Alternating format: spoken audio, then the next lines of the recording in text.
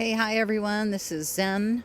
I am the XRP Crypto Queen on Twitter. I have a Facebook page, Zen the Crypto Queen.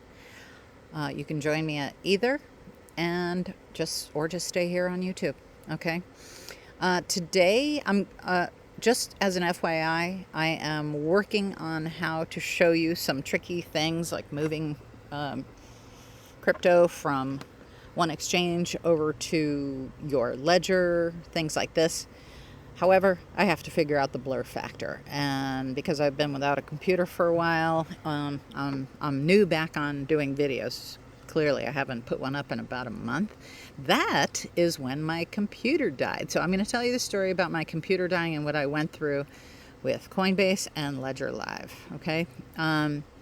Because I don't want you to freak out. If I hadn't been in crypto as long as I have and been dealing with Coinbase and using their support from time to time, same with Ledger, I would have been completely freaked out. And I don't want you to freak out. I'm assuming part of the audience is brand new to crypto, and so I wanted to share this experience so that you weren't freaked out. That is also why I made this sample crypto spreadsheet. I have mine on Google Sheets over here. I didn't want to share my numbers. That's personal information. So I just thought I would share the experience and show you how to configure a sample crypto spreadsheet. You can do this however you want to. You can put your altcoins across the top and your exchanges down the left-hand side, however you want to do it. Okay. But my experience with Coinbase was the day before my computer died 1 month ago, I had purchased several $1,000s worth of crypto. Then my computer died. When I went to log in on my new computer, which arrived 2 weeks later, and my phone died in the interim also. So I couldn't log in on my phone, couldn't log in on a computer because I simply didn't have one for over 2 weeks. MacBook Air was my second choice. I got a different computer, didn't like it, and returned it and got a MacBook Air. Long story short, didn't have a computer for a time. So when I went to log into Coinbase, it wanted my 2FA. That is the security code that you have when you have Google Authenticator and you scan that QR code within Coinbase, which it's always a wise idea to have 2FA, some kind of configuration for a second layer of security on whatever you use as exchanges. Well, obviously my computer died in 1 day, so I didn't have the opportunity to shut off the 2FA, which is what is needed to then go in and rescan a QR code.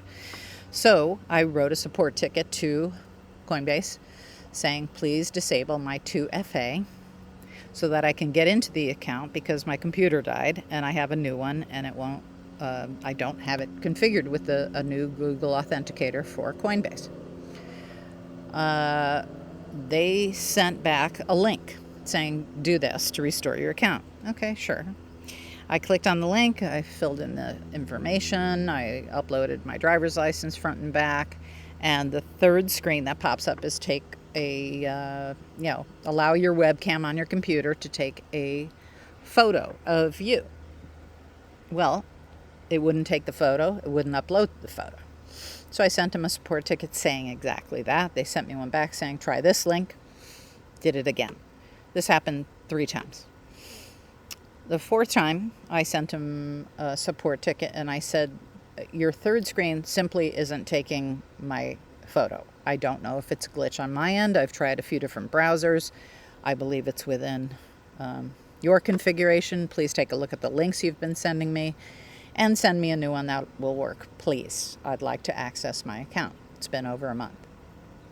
They did, and long story short, it worked.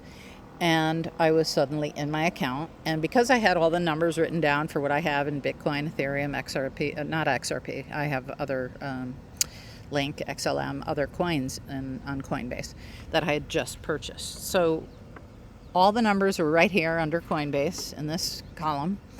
And I checked them against Coinbase once I logged in over a month later, and they were accurate. So that made me happy. So I know that that's something that probably would have sent me off the deep end if I was a brand newbie, because, it's several $1,000s. I was, at one point, I was a little concerned because the links weren't working, but I figured Coinbase, they're smart enough to figure it out eventually.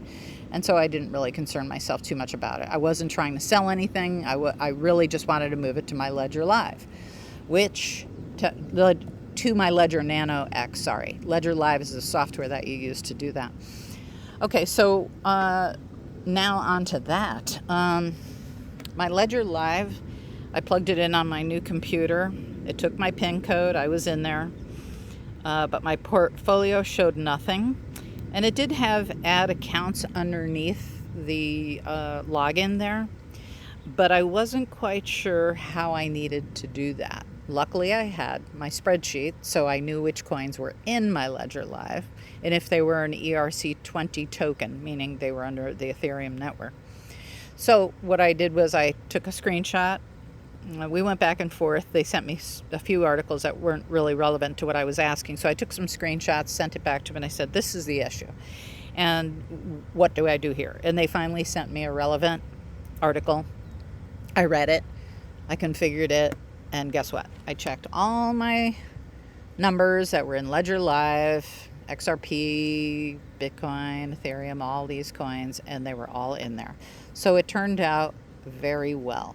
I'm telling you this story because I don't want you to freak out if you lose your ledger or you can't get in. Like right now, I am locked. The same thing happened with KuCoin. I'm waiting they said give 3 days for a new configuration to set up a new password. Okay. You know what? Sometimes it just takes time and you just have to wait. And so that's what I'm doing with KuCoin. I cannot at the moment log into KuCoin, and that's okay. There's money in there. I know it'll be there. I want to purchase a specific coin. So as soon as it opens up and I can re-log in with a new password, I will make that purchase. So my point is really, please don't freak out. Send in a support ticket. My other point is, please be specific. If I had sent screenshots to Ledger Live maybe a week sooner, they probably would have understood what the heck I was asking. They didn't, and so they were sending all kinds of other relevant or not so relevant articles. So just be clear on what you're asking them, okay?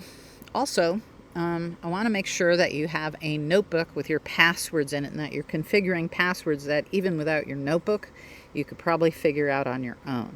Come up with some specific way that you do that. In other words, maybe you have a favorite keyword in life. I don't know. Echo, okay? Echo, and then maybe the year, and then maybe some kind of code for the exchange, and maybe a number, or optionally you can put in an exclamation point or some other symbol, okay? Also, you're going to have in many of these exchanges, you're going to have a 12 to 24 word recovery system. Should you ever completely screw the whole thing up and you need to reset it up on, let's say, a new computer. I did not have to go through that, thankfully, but if I did, I had it all written down in a notebook. And in fact, I keep 2 copies of that notebook in other places just in case I'm using it and I happen to spill water or coffee on it. I have copies of that as well. So I would highly suggest you do those 2 things. Those are your 2 great tips for today, including another one, which is please don't freak out if something happens with your exchanges. Make sure you specifically send good, specific support tickets. Take my word for it. The more specific you can be, the easier it will be to overcome. And try not to get too frustrated with it. It will happen. Okay? I hope that was helpful to someone. And like I said, I'm learning how to blur and do all that stuff. So I will be back at you with some how-to videos real soon. And also giving you some updates on markets because there's some wild stuff happening out there in the crypto sphere. I follow on Twitter many people. I don't want you to, because especially if you're new, there's a lot of fear, uncertainty, and doubt, or FOMO, fear of missing out. And I don't want you to fall prey to that because you don't have mastery over your emotions. I'll just share what I think is worth it or not. I think if you don't have some XRP at the moment, get some. And I'll put a link down below in the description area for some exchanges and ledger, so that you have all those things at the ready for when you are ready to purchase some crypto. This is not financial advice. I just happen to really believe in XRP and its utility coming up in our near to far future. I don't make commentary about a lot of these coins. I look for utility mostly, and I look them up on CoinMarketCap before I do anything. So again, hope this was helpful. Thanks so much for being with me and listening. And if you have any questions or comments, please put it in the comments below. I try to reply as soon as possible. Just figured that out on YouTube about a month ago.